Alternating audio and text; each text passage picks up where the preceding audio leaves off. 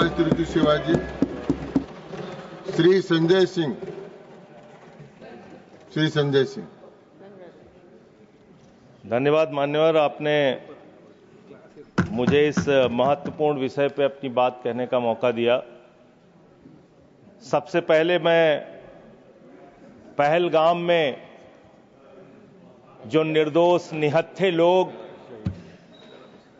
मारे गए, शहीद हुए, मैं उनको कहूंगा, उनको सर झुका के नमन करता हूं, श्रद्धांजलि देता हूं। ऑपरेशन सिंदूर के दौरान कश्मीर के 16 नागरिक मारे गए, जिसमें एडीसी राजकुमार थापा और 2 जुड़वा बच्चे भी मारे गए। उनको भी सर झुका के नमन करता हूं और श्रद्धांजलि देता हूं। मैं नमन करता हूं और श्रद्धांजलि देता हूं इंडियन एयरफोर्स के मेडिकल असिस्टेंट सुरेंद्र कुमार जी को, बीएसएफ के सब इंस्पेक्टर मोहम्मद इम्तियाज जी को, बीएसएफ के कांस्टेबल दीपक जी को, आर्मी के लांस नायक दिनेश कुमार जी को, सुनील कुमार जी को, मुरली नायक जी को, अली शेख जी को और पवन कुमार जी को, जिन्होंने अपनी शहादत देकर ऑपरेशन सिंदूर में अपनी वीरता और शौर्य का परिचय दिया और पाकिस्तान को मुंहतोड़ जवाब देने के लिए अपना सर्वोच्च बलिदान दिया। मान्यवर, कल से लेकर आज तक दोनों सदनों में सरकार की ओर से बहुत सारी बातें कही गई, अपना मुंह से खुद ही बखान किया गया। हमने ऐसा कर दिया, हमने वैसा कर दिया। हम भारत की सेना का,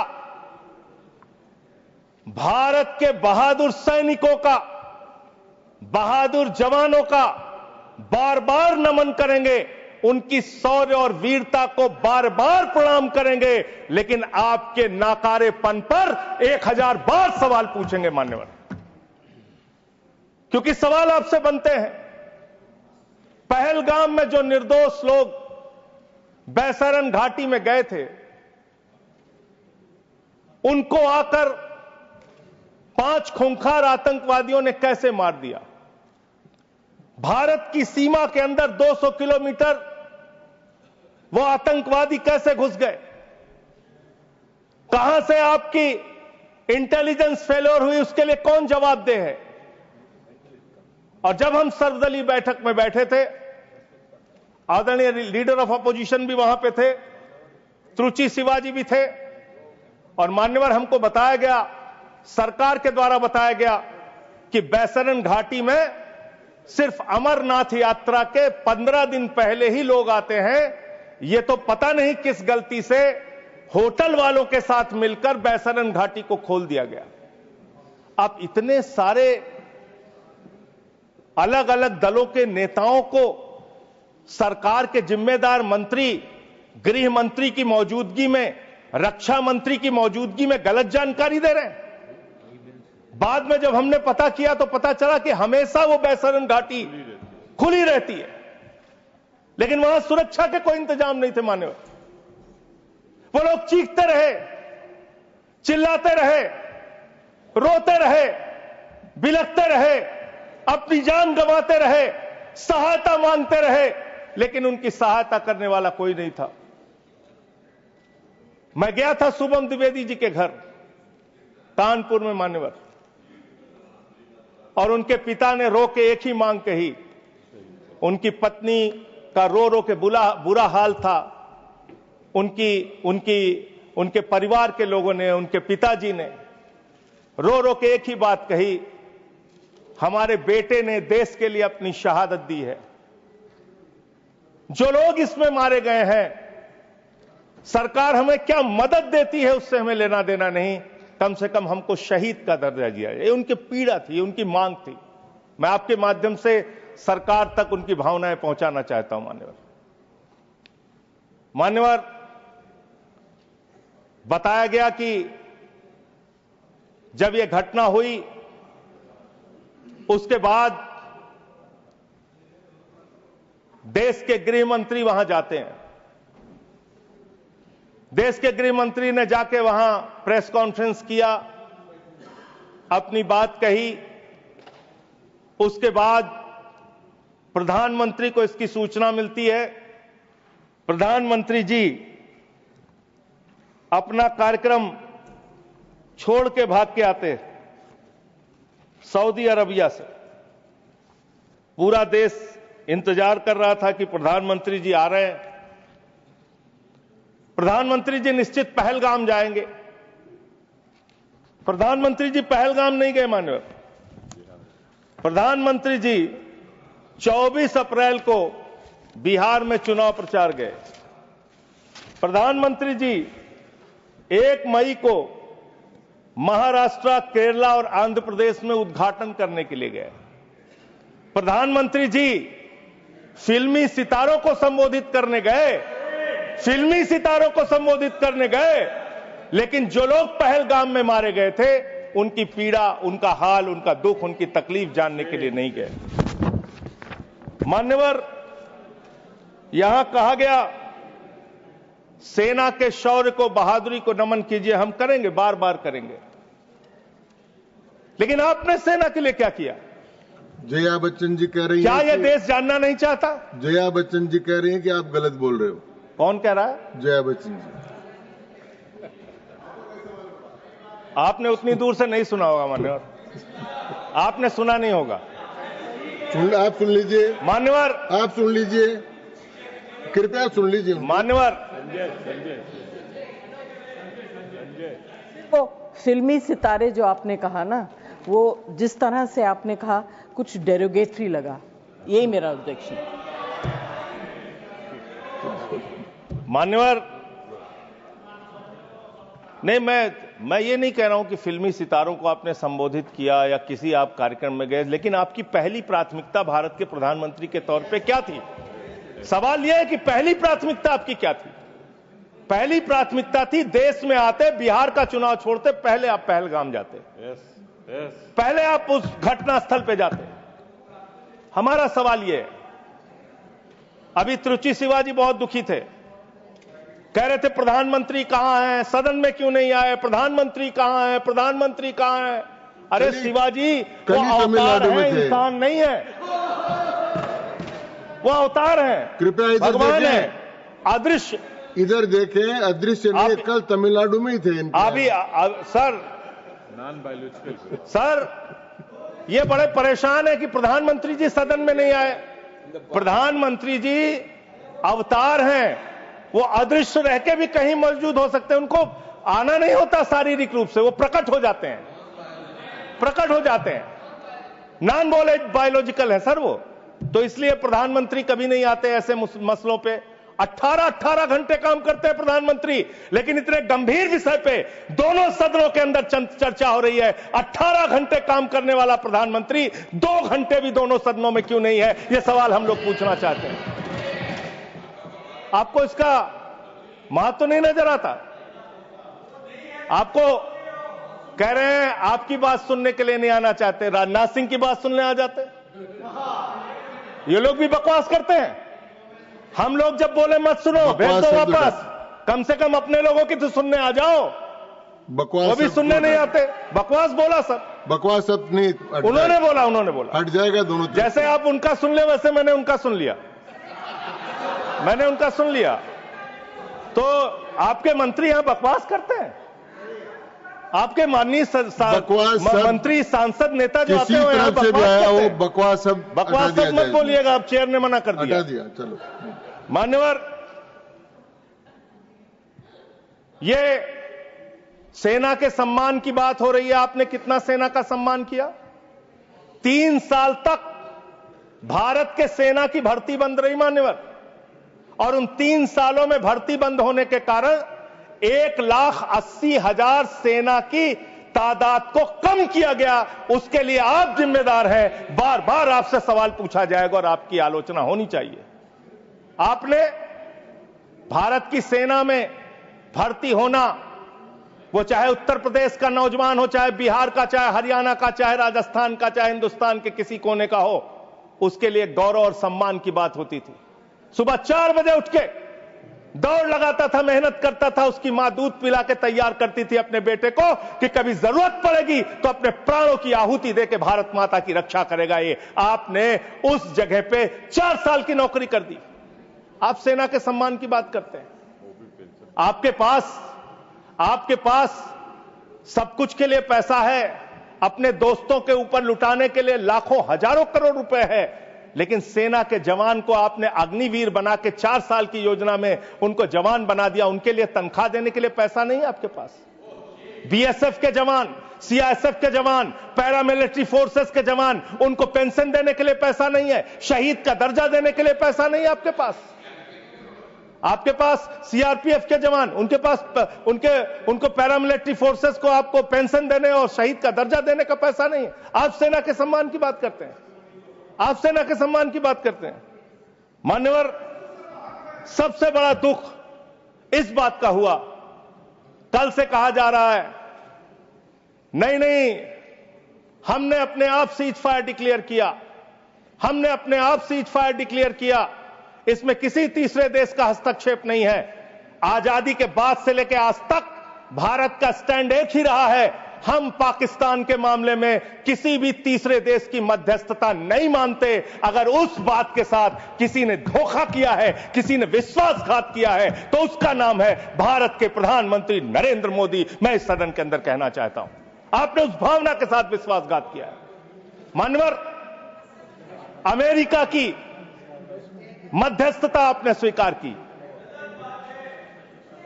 और मैं इसलिए चंद लाइनें आपके लिए कहना चाहूंगा कि तू इधर उधर की ना बात कर, तू उधर उधर की। आप ही का चेहरा आ रहा है सर, थोड़ा निर्देश दे दीजिए, आप ही को दिखाए जा रहे हैं बार बार। तू इधर उधर की ना बात कर, ये बता कि काफिला क्यों लूटा। मुझे रहजनों से गिला तो है, लेकिन तेरी रहबरी पर सवाल है, आपकी रहबरी पर, आपके नेतृत्व पर सवाल है। और यह सवाल बार बार पूछा जाएगा, यह सवाल बार बार पूछा जाएगा। 10 मई को भारत, जो 144 करोड़ की आबादी का मुल्क है, भारत जो दुनिया का सबसे बड़ा लोकतंत्र है, भारत जो दुनिया की 5वीं बड़ी अर्थव्यवस्था है, उस भारत के मामले में सीज फायर का डिक्लेरेशन भारत की धरती से नहीं होता, अमेरिका की धरती से होता है। अमेरिका का राष्ट्रपति ट्रंप वो ट्वीट करके जानकारी देता है सीज फायर हो गया दोनों देश में, हो जाएगा। हमारी सेनाएं लड़ रही हैं, हमारी सेनाएं मैदान में हैं, और अमेरिका का राष्ट्रपति कह रहा है सीज फायर हो गया। क्या लिख रहा है वो अमेरिका का राष्ट्रपति? After a long night of talks mediated by United States, I am pleased to announce that India and Pakistan have agreed to a full and immediate ceasefire. Congratulations to both countries on using common sense and great intelligence. Thank you for attention to this matter. फिर उसके बाद उपराष्ट्रपति JD Vance, 10 मई को इनका tweet आता है, great work from president's team, specially Secretary Rubio, and my gratitude to the leaders of India and Pakistan for their hard work and willingness to engage in this ceasefire. अब जो secretary Rovio का, United state के secretary Rovio का जो tweet है, वो अगर मैं इस सदन में पढ़ दूंगा तो सरकार को बहुत शर्मिंदा होना पड़ेगा। इसलिए मैं आपको चाहता हूं कि इस पे जवाब दीजिए, जब जवाब दीजिएगा, और प्रधानमंत्री को जवाब देना चाहिए। ये 10 मई का ट्वीट है। मैं चाहूंगा सत्ता पक्ष विपक्ष पूरा सदन इसको सुने। Over the past 48 hours, vice president Vance and I have engaged with the senior Indian and Pakistani officials, including Prime Ministers Narendra Modi and Shehbaz Sharif, External Affairs Minister Subramaniam Jaishankar, Chief of Army Staff Asim Munir, and National Security Advisors Ajit Doval and Asim Malik. I am pleased to announce the governments of India and Pakistan have agreed to an immediate ceasefire and to start talks a broad set of issues at a neutral site. We commend Prime Ministers Modi and Sharif on their wisdom, prudence and statesmanship in choosing the कृपया- path of peace. कृपया Sir, इनको प्रमाणित करके ये प्रमाणित कर दूंगा sir, दे प्रमाणित दूंगा करें इसको और ये प्रमाणित प्रमाणित करें। करके दें। सर मुझे बोलने, उसके मैं बोलने दे रहा हूँ आपको। अरे सर ऐसे आप बीच बीच में बोलेंगे नहीं, तो मैं नहीं बोलता बीच में जी। आप प्रमाणित करके दे, उसके बाद इसको रिकॉर्ड में ले। हाँ, सर इसको हटा क्यों रहे हैं आप? नहीं हटा रहा हूँ, मैं ये कह रहा हूँ कि आप मैं ये कह रहा हूं प्रमाणित कि करेंगे ये तो ये प्रोसीडिंग में जाएगा। मैं इसको दे रहा हूं सर, आपको दे दूंगा। हाँ, दीजिए। दे दूंगा सर। मान्यवर, मैं बड़ी विनम्रता पूर्वक इस सरकार से ये पूछना चाहता हूं कि ये सेक्रेटरी, यूनाइटेड स्टेट का सेक्रेटरी जो है रूबियो, वो कह रहा है 10 मई को कि पिछले 48 घंटे से प्रधानमंत्री नरेंद्र मोदी से, पाकिस्तान के प्रधानमंत्री शरीफ से, वहां के एडवाइजर आसिम मलिक से हम लोग बातचीत कर रहे थे। आसिम मलिक कौन है सर? आसिम मलिक कौन है? आसिम मलिक है आईएसआई का चीफ, जो पाकिस्तान के द्वारा प्रायोजित आतंकवाद का संरक्षक है। भारत की सरकार उससे बातचीत कर रही थी जब सेना लड़ रही थी। 8 मई को जब सेना लड़ रही थी, आप आईएसआई से बात कर रहे थे। आप आईएसआई से बात कर रहे थे। आसिम मुनीर और आसिम मलिक दोनों से आप बात कर रहे थे। आप बात कर रहे थे। आप बात कर रहे थे आईएसआई से। हमारी सेना लड़ रही थी, आप आईएसआई से बात कर रहे थे। एक मिनट, आप शरीफ से बात कर रहे थे। क्या आप पॉइंट ऑफ पाकिस्तान ऑर्डर से है? बात कर रहे थे। एक पॉइंट ऑफ ऑर्डर, सभापति महोदय, हाँ बाबू, एक I am not Gajendra Singh ji, माननीय सभापति महोदय, गजेंद्र सिंह, निवेदन है। Rule sir, rule. आपके माध्यम से माननीय संजय सिंह जी को सर, मैं नॉट निवेदन एंडिंग, सर। करता हूं। एक बार वो ट्वीट को जिसको ऑथेंटिकेट करने की बात कर रहे वो थे, करी मैंने उनको। वो वापस पढ़ें और पढ़ करके हिंदी में, या तो मैं तो गांव का आदमी हूं, अंग्रेजी समझता नहीं, समझा दें कि इसमें कहां इंटरप्रिटेशन है कि भारत सरकार बात कर रही थी उससे। फिर से पढ़ देता हूं। अपनी कन्वीनियंस मैं फिर से इंटरप्रेट क्यों कर रहे हैं साहब? फिर से पढ़ देता हूं सर। मैं मंत्री जी की मांग का समर्थन करता हूं। भाई मैंने मंत्री जी की मांग का समर्थन करता हूं। मैं फिर से पढ़ रहा हूं। ये 10 मई का ट्वीट है। मैं मंत्री जी की मांग का समर्थन करते हुए फिर से पढ़ रहा हूं। देखिए, नियमों में ओवर द पास्ट माननीय 48 संजय आवर्स, सिंह जी सुनिए, नियमों में बहुत स्पष्ट प्रावधान है कि हम किसी भी विदेशी राष्ट्रपति का, विदेश मंत्री का, किसी मंत्री का हम उल्लेख नहीं करेंगे। क्यों? लेकिन यहां किसका उल्लेख नहीं हुआ सर? लेकिन मैंने आपको एक मिनट से, आप चेयरमैन की रूलिंग है, सब सारी चीजों पे हम बोल सकते हैं मेरी सर। बात तो सुनिए, और हम क्रिटिसाइज तो पहले कर नहीं मेरी रहे। बात सुन लीजिए प्लीज। हमें जानकारी दे रहे हैं सदन को। मैंने आपको कह दिया कि आप ऑथेंटिकेट करके इसको दे दीजिए। नहीं, वो हिंदी में चाह रहे हैं सर। चलिए, वो हिंदी में चाह रहे हैं, अब मैं पढ़ दे रहा हूं सर इसको। आप अंग्रेजी में दे दो। हाँ, नहीं हिंदी में ही चाह रहा हूं, हिंदी में।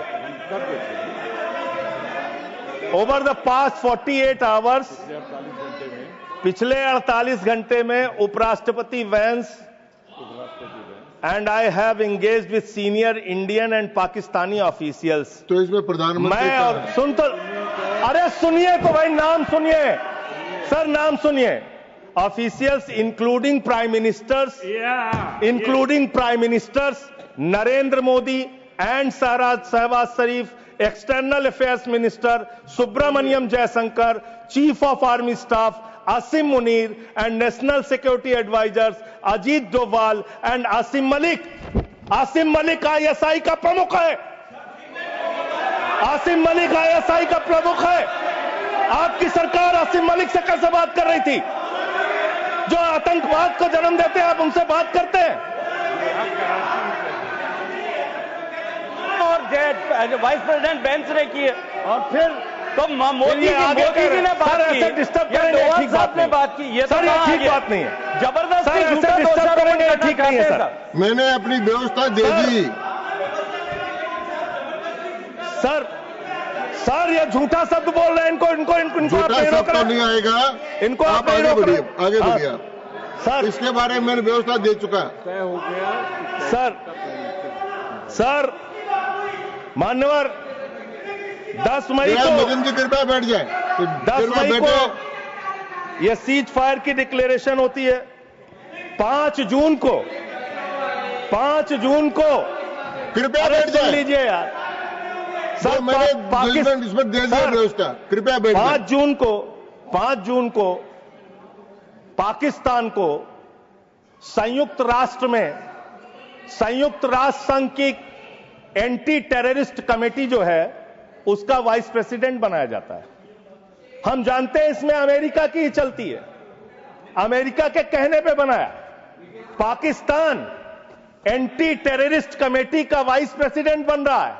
वो पाकिस्तान जिसने 10 साल तक ओसामा बिन लादेन को अपने घर में छिपा के रखा, वो पाकिस्तान जहां मसूद अजहर है, वो पाकिस्तान जहां हाफिज सईद है, वो पाकिस्तान जिसने ताज पे हमला किया मुंबई में, वो पाकिस्तान जिसने संसद पे हमला किया, वो पाकिस्तान जिसने अक्षरधाम किया, वो पाकिस्तान जिसने उड़ी किया, वो पाकिस्तान जिसने पुलवामा किया, वो पाकिस्तान जिसने लाल किले पे हमला किया, वो पाकिस्तान जो हिंदुस्तान में आतंकवाद फैलाता है, पहलगाम की घटना को अंजाम देता है। आप कह रहे हैं वो पाकिस्तान आपसे गिड़गिड़ाया, आप मान गए। अरे मान्यवर, वो हमारी बहनें भी तो गिड़गिड़ा रही थी, वो आतंकवादी तो नहीं माने, आप कैसे मान गए?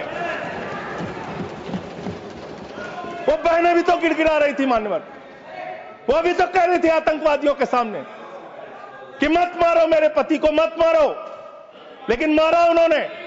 आप कह रहे पाकिस्तान का डीजीएमओ बात कर गया, पाकिस्तान के डीजीएमओ ने कह दिया कि अब हम आगे कोई घटना नहीं करेंगे। आप मान गए उनकी बात? जिन्होंने संसद पे हमला किया, जिन्होंने लाल किले पे हमला किया, जिन्होंने मुंबई के ताज पे हमला किया, जिन्होंने अक्षरधाम पे हमला किया, जिन्होंने पहलगाम किया, जिन्होंने उड़ी किया, आप उनकी बात मान गए? पुलवामा किया, और पुलवामा मान्यवर आप सेना के सम्मान की बात करते हैं मान्यवर। 19 जून को अमेरिका ट्रंप के लिए प्रचार करने मैं नहीं गया था मान्यवर, ट्रंप के लिए प्रचार करने महामानव गए थे, मैं नहीं गया था। अब की बार ट्रंप सरकार उन्होंने नारा दिया था मान्यवर। और ये 19 जून को क्या किया? उस ट्रंप ने 19 जून को क्या किया? 19 जून को उसने आसिम मुनीर को बुलाया, पाकिस्तान का आर्मी चीफ, उसको बुलाया सेना का, और उसको बुला के बंद कमरे में लंच कराया। लंच कराने के बाद नहारी खिलाया, हो सकता है नहारी खिलाया हो। और लंच कराने के बाद जब दोनों लोग निकले तो उस लंच में पता चला कि वो आसिम मलिक भी था, आईएसआई का प्रमुख जो था सर, वो भी था बातचीत में। जो इंडिया के अंदर जो आईएसआई आतंकवाद की घटनाएं देता है, जब को अंजाम देता है, वो भी था। तो जब उससे पूछा गया ट्रंप से what he wanted to achieve from meeting mister Munir, the US president said, well I stop the war, I love Pakistan, I love Pakistan. ये ट्रंप बोल रहा है। मोदी का दोस्त सर बार बार आप ही आ जा रहे हैं, मना कर दीजिए, ऐसे क्यों कर रहे हैं? बार बार आप ही आ रहे हैं। आई लव पाकिस्तान, ऐसे स्ट्रेटेजिक खेल मत खेलिए सर। आई लव पाकिस्तान कह रहा है ट्रंप। वहां पाकिस्तान और अमेरिका का इलू इलू चल रहा है, और आप कह रहे हैं अब की बार ट्रंप सरकार। आप कह रहे हैं 14 फरवरी को जाके, 14 फरवरी 2025 को प्रधानमंत्री जी गए थे, मागा plus मीगा becomes mega partnership for prosperity. आप कह रहे हैं मोदी जी 14 फरवरी को गए थे। 14 फरवरी 2025 को जब आप गए थे तो 7 फरवरी को वही अमेरिका हमारे भारतीयों को बेड़ी में बांध के अमृतसर में उतारा था सर। आप यहां उतरे और आपने आपत्ति नहीं की। आप कह रहे हैं मेगा मीगा मागा, वहां कर रहे हैं मेगा मीगा मागा, मेगा मीगा मागा, और वो अमेरिका आपके साथ ऐसे विश्वासघात कर रहा है। अभी उसके बाद ये तो आई लव पाकिस्तान बोला, फिर उसके बाद डिप्टी पीएम पाकिस्तान का उप प्रधानमंत्री गया 25 जुलाई को, उसने यूएस सेक्रेटरी से मुलाकात की, रूबियो से, मार्को रूबियो से, और उसके बाद ये लास्ट की लाइन खाली पढ़ रहा हूं, I also thanked him for Pakistan partnership in countering terrorism and preserving regional stability। ये धन्यवाद कर रहा है अमेरिका का मार्को रूबियो सेक्रेटरी कह रहा है कि पाकिस्तान को हम धन्यवाद देते हैं आतंकवाद से लड़ने के लिए। तो मुझे एक लाइन याद आ रही है, खुलूस मतलब होता है मोहब्बत। प्रधानमंत्री जी के लिए और अमेरिका के राष्ट्रपति के लिए एक लाइन में पढ़ना चाहूंगा। प्रधानमंत्री तो फिदा है उनके ऊपर, ट्रंप के ऊपर, तो प्रधानमंत्री की ओर से ट्रंप के लिए लाइन है कि तेरे खुलूस ने रखा मुझे अंधेरे में, तेरे खुलूस ने रखा मुझे अंधेरे में, तेरा फरेब मुझे रोशनी में ले आया, तेरा फरेब मुझे रोशनी में ले आया। ये फरेब पे फरेब, फरेब पे फरेब, धोखे पे धोखा, ये लगातार हो रहा है। मान्यवर, अब मैं एक बहुत ही महत्वपूर्ण बात आपके सामने रखना चाहूंगा। हमारी सरकार ने कहा हम अपने वीर जवानों के लिए ताली बजाएं, हमने ताली बजाया। हम उनका नमन करें, हमने नमन किया। आपने क्या किया?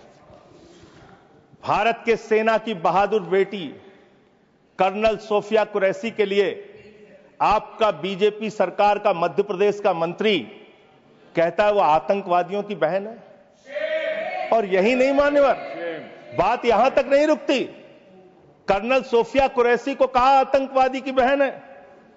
भारत के विदेश सचिव विक्रम मिस्री जी, उनकी बेटी के लिए सोशल मीडिया पे इतनी ज्यादा आपत्तिजनक बातें लिखी गई, सरकार ने कोई कार्रवाई नहीं की और विदेश सचिव को अपना ट्विटर का अकाउंट लॉक करना पड़ा। अब अपने लोगों को सुरक्षा नहीं दे पाते, अब अपने लोगों को सुरक्षा नहीं दे पाते। और इतना ही नहीं मान्यवर, जो हिमांशु नरवाल जी की विधवा थी, बेवा पत्नी, उसने सिर्फ इतना कहा कि आतंकवाद को आतंकवाद के तरीके से निपटिए, लेकिन देश में अमन और शांति रखिए, कोई आपस में इसको लेकर सांप्रदायिक दंगे फसाद लड़ाई झगड़े ना हो। इसमें कौन सी गलत बात कह दी? आप तो खाली ताक में रहते हैं हर मौके का फायदा उठाने के लिए। पहलगाम की घटना हुई मान्यवर, हम लोग श्रद्धांजलि अर्पित कर रहे थे और भारतीय जनता पार्टी के ट्विटर हैंडल से, मैं पूरी जिम्मेदारी से कह रहा हूं, अगर मैं गलत कह रहा हूं तो राष्ट्रीय अध्यक्ष जी यहां बैठे हैं बीजेपी के, मना कर देंगे। उन्होंने क्या पहला ट्वीट क्या आया? धर्म पूछा जाति नहीं, धर्म पूछा जाति नहीं। और जो कथावाचक मारे जा रहे हैं हमारे उत्तर प्रदेश में, वहां तो जाति पूछ के मार रहे हैं, जाति पूछ के मार रहे हैं, मंदिरों में घुसने नहीं दे रहे हैं, जाति पूछ के मार रहे हैं। ये भी तो हो रहा है इस देश के अंदर। इसलिए आप विषय पर बोलिए। माननीय सदस्य, बोल रहा हूं सर, नहीं विषय नहीं, ये सर, विषय नहीं है ना, ये विषय है सर, ये विषय नहीं है। हाँ, आप विषय पर बोलिए सर, विषय यही है। नरवाल और आप एक बात मैं कह सकता हूं सर, विदेश सचिव का नाम नहीं लिखे, मंत्रालय का नाम लिखे। ये काहे के लिए?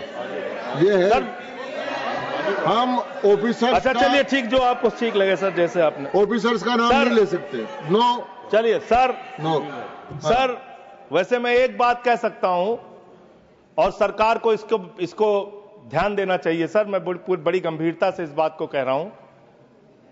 आप गोदी मीडिया से अपनी चाटुकारिता दिन रात करवाना चाहते हैं, करवाइए, कोई हमें दिक्कत नहीं है, वो लोग करेंगे ही।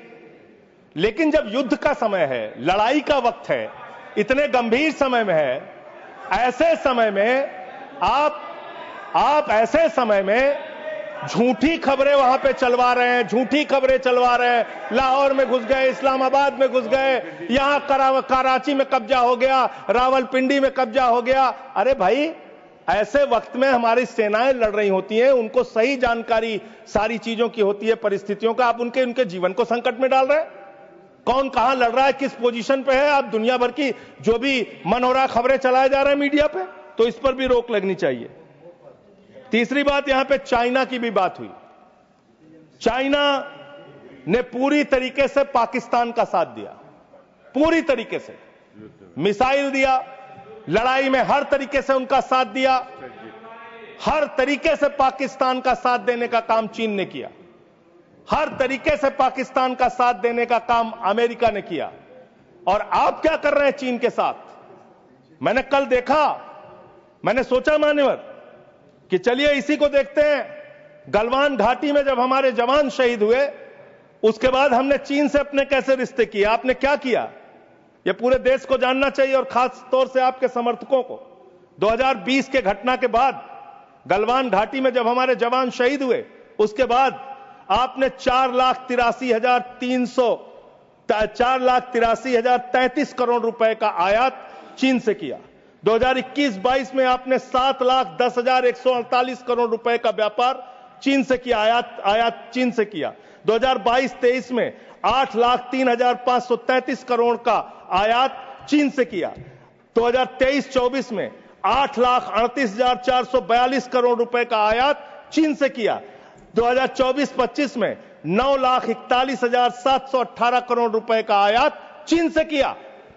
आप चीन को लाखों करोड़, 37 लाख करोड़ रुपए पिछले 5 सालों में आपने 37 लाख करोड़ रुपए का सामान चीन से भारत में आयात किया।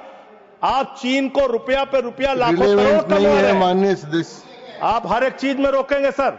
इसमें मैं तो ये आंकड़ा बिल्कुल ये रिलेवेंट नहीं है। आप ये रिलेवेंट है, मैं बता रहा हूं सर मैं बता रहा हूं सर, इसको लीजिए आप सर।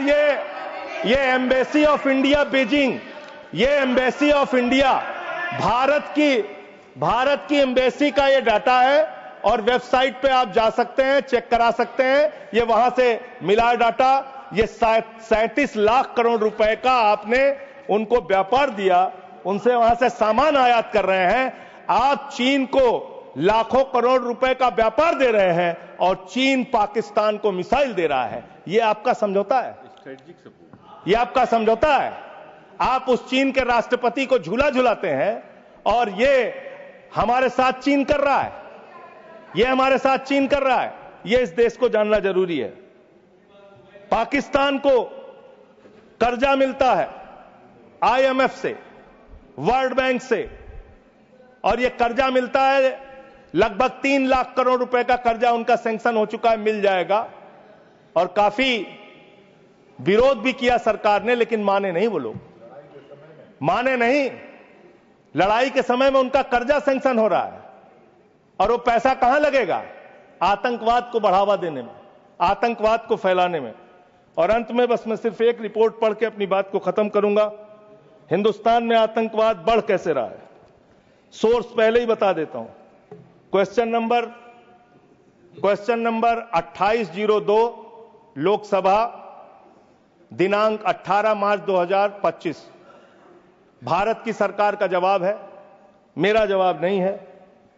इस क्वेश्चन में पूछा गया गृह मंत्रालय से कि हिंदुस्तान में कितने ड्रग्स पिछले 5 साल में पकड़े गए। इसका तो क्या संबंध है इस चर्चा से? सर अब आप इसको भी नहीं मानेंगे, सर अब आप इसको भी नहीं मानेंगे। इस चर्चा से मतलब ये जो ऑथेंटिक डॉक्यूमेंट है इसको भी आप मानेंगे नहीं? डॉक्यूमेंट का नहीं है, जिस विषय पर तो मुझे आप कंटिन्यू कर चर्चा, मैं समझा रहा हूं सर, संबंध नहीं है। सर ये ड्रग्स का पैसा आतंकवाद में लग रहा है, ये ड्रग्स का पैसा आतंकवाद में लग रहा है। मैं नहीं कह रहा हूं, सरकार कह रही है। ये तो सुन लीजिए, सरकार कह रही है सर, मैं नहीं कह रहा हूं। पूरी बात ही आप नहीं सुनते सर। पूछा गया पिछले 5 साल में कहां कितना मिला, तो बताया कि एक अडानी का पोर्ट है मुंड्रा में, वहां 260 करोड़ रुपए की ड्रग्स पकड़ी गई। फिर बताया अडानी का पोर्ट, ये तारीख है 26 मई 2022। फिर एक अडानी के पोर्ट पे ही 11/7 बता रहा हूं संबंध भैया, अगर नहीं संबंध बताऊंगा तो मुझे मेरी राज्यसभा से सदस्यता खत्म कर देना। मैं कह रहा हूं आप इधर ही करो जी, उधर किस लिए कर रहे हो? हाँ, तो ऐसे टिक्का टिप्पणी ना करें। अडानी पोर्ट पर हीरोइन पकड़ी गई 150 करोड़ रुपए। तो अडानी ने पकड़ा ही ना। अरे सुन तो लीजिए सर, सुन ले। काहे अडानी का नाम सुन के काहे ऐसे विचलित हो जाते हैं सब लोग? अडानी का नाम सुन के क्यों ऐसे विचलित हो जाते हैं अडानी का नाम सुन के सर? और ये जो पकड़ा गया तो जिसमें जो लोग गिरफ्तार हुए, इसका भारत की सरकार ने अपोज किया, करना भी चाहिए। एनआईए ने किया, संजय सिंह ने नहीं किया, एनआईए ने करना चाहिए, किया इन्होंने। और जब विरोध किया तो एएसजी महोदय ने सुप्रीम कोर्ट में कहा, एनआईए ने सुप्रीम कोर्ट में कहा, अडानी के पोर्ट से 21,000 करोड़ रुपए की ड्रग्स पकड़ी गई है जो आतंकवाद में लगती है। यह है सर, यह सारा पेपर मैं आपको दे रहा हूं। इस देश के अंदर पाकिस्तान से, अफगानिस्तान से हजारों करोड़ का ड्रग्स आएगा और इसी देश में आतंकवाद फैलाया जाएगा, अडानी के पोर्ट पर पकड़ा जाएगा। अडानी कौन है? भारत के प्रधानमंत्री का सबसे करीबी व्यक्ति है। यह सवाल देश पूछना चाहता है, आप क्या करा रहे हैं देश के अंदर? इन ड्रग्स वाले मामले में जो पकड़े गए हैं, इस पर क्या कार्रवाई हुई है, जानना चाहता है देश। समाप्त हुआ माननीय सदस्य। मान्यवर, अभी बहुत समय है सर, 35 मिनट समय है। 35 मान्यवर, 35 मिनट समय। मान्यवर, मैं अंत में एक ही बात कहना चाहता हूं। आपने कहा कि इस मामले में राजनीति नहीं होनी चाहिए। राजनीति करता कौन है? हर मामले में आप राजनीति करते हैं, हर मामले में आप राजनीति करते हैं, हर हमेशा विपक्ष को ब्लेम करते हैं, विपक्ष को देशद्रोही कहते हैं, विपक्ष को गद्दार कहते हैं। आप पूरी दुनिया में घूमते हैं, एक देश आपके समर्थन में नहीं आता, एक भी देश आपके पक्ष में खड़ा नहीं होता, लेकिन जब आपको जरूरत होती है आप कहते हैं विपक्ष के लोगों पूरी दुनिया में जाओ और भारत के पक्ष में बोल के आओ। गए विपक्ष के लोग, हमारी भी पार्टी के 2 सांसद गए और हम सरकार का पक्ष दुनिया में रख कर आए। जब भी देश पे संकट होगा हम आपके साथ खड़े हैं, लेकिन लोगों को बांटने का काम, अपमानित करने का काम और रोज रोज इस तरीके से गद्दार कहने का काम बंद कीजिए। बहुत बहुत धन्यवाद। माननीय धन्यवाद। Shri येरम Venkat Subba Reddy. Shri येरम Venkat Subba Reddy. Yes, sir. Thank you, Vice Chairman, sir, for giving me this opportunity to act.